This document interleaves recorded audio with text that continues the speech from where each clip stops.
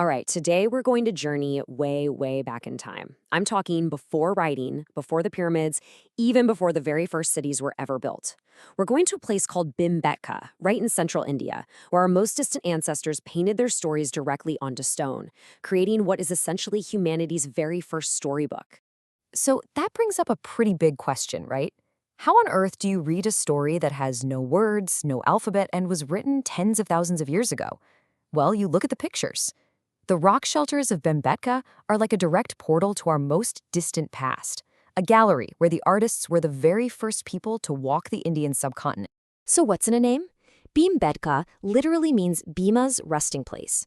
According to local legend, this epic landscape is connected to the Mahabharata. It's said that Bhima, the incredibly strong Pandava prince, actually rested in these exact shelters during his exile. It's such a fascinating blend of myth and deep, tangible history. But for all its ancient importance, this incredible site was pretty much lost to the modern world for a very, very long time. And its rediscovery, well, that's a story in itself. And it involves a sharp-eyed archaeologist and a complete chance sighting from a train window.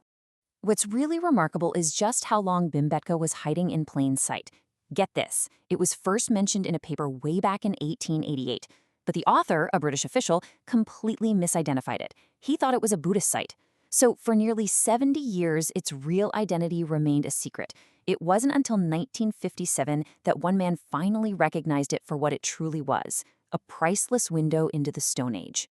And this is that cinematic moment I was talking about. Picture it. Dr. V.S. Wakankar is just traveling by train, looking out the window, when he spots these really unique rock formations. He'd just seen similar prehistoric sites in Europe, and you can just imagine a light bulb going off in his head. He knew he had to get off that train and explore, and what he found would literally rewrite the history of human life in India. So what did Dr. Wakankar actually find?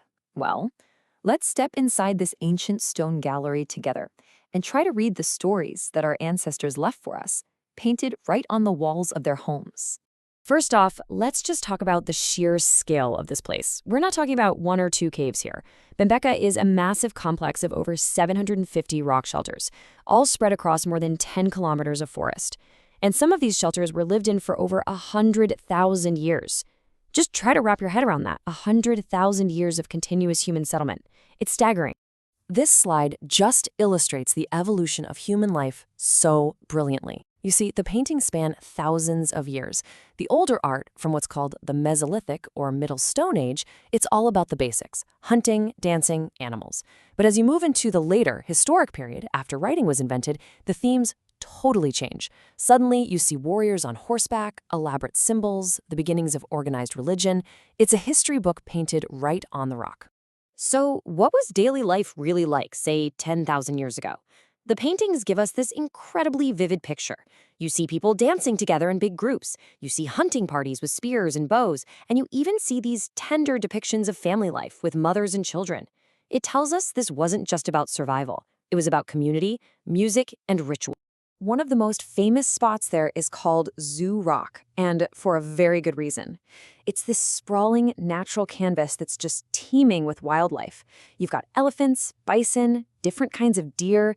It's like a snapshot of the rich biodiversity of the time, a world filled with animals that we can still recognize today, literally walking right off the stone. And then you have the Boar Rock. Now, this isn't just a simple depiction. This is high-stakes drama. Just look at this massive creature. Scholars think it's a mythical beast, maybe some kind of hybrid of a boar, an ox, and an elephant. And it's shown charging this lone human figure who is desperately trying to get away. This single painting tells us that these early people had myths, they had stories, and they had a really powerful imagination. This brings us to the artists themselves. I mean, how did they create paintings that have lasted for thousands and thousands of years? And maybe more importantly, why did they do it? What was the whole purpose of all this art? Well, their paint palette came directly from the world right outside their door. Red, which is the most common color you see, was made from iron oxide or hematite. White was likely made from things like plant sap. Black came from charcoal, and green from different minerals. They literally found their colors in the earth and the rock itself. And the process itself was just ingenious in its simplicity. They would grind these natural materials into a really fine powder, mix it with some kind of binder like water or maybe animal fat to create the paint, and then just apply it using whatever they had on hand, their own fingers, frayed twigs, or little tufts of animal hair. This was art born from pure resourcefulness. So that brings us back to the big question. Why? Why go to all this trouble? Was it simply to decorate their living spaces? Just to make the caves feel a little more like home?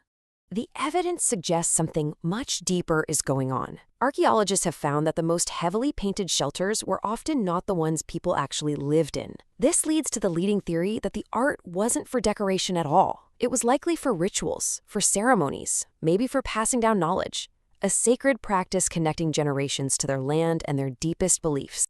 So now let's zoom out a bit and look at what Bhimbetka really means to us today.